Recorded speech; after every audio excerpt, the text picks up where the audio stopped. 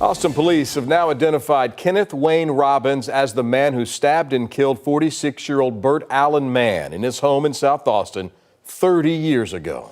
Tonight, we're hearing from the victim's sister for the first time. KVUE's Malia Masamoto is here in the studio with what this break in the case means to the victim's family. Malia.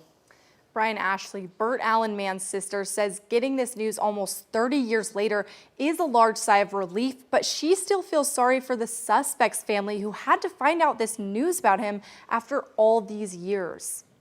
For 30 years, the family of 46-year-old Bert Allen Mann, who was killed in his home in South Austin, have wondered who killed him. I always felt like, I could walk past him on the street and not even know it. But finally, they're getting some answers.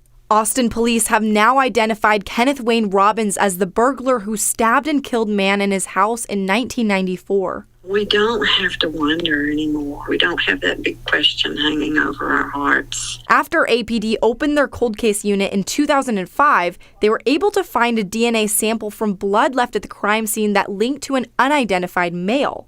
But it wasn't until 2023, with more advanced DNA technology, that they were able to link it to Robbins. This is a 29-year-long investigation that had over 20 detectives that worked to try and come to the answer for the victim's family. Police located Robbins in Lubbock back in September of last year and served him a warrant for his DNA.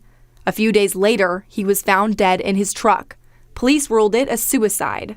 It was a relief to us not to have to go through a trial. We had always, dreaded that. But even knowing who did it doesn't take away the grief and sadness Mann's sister feels for the suspect's family. They stay on my mind all the time because I can't imagine learning this after nearly 30 years. But despite the pain, Mann's family can finally start to heal from this decades-old wound. I had really kind of given up hope that it would happen, and I'm so grateful.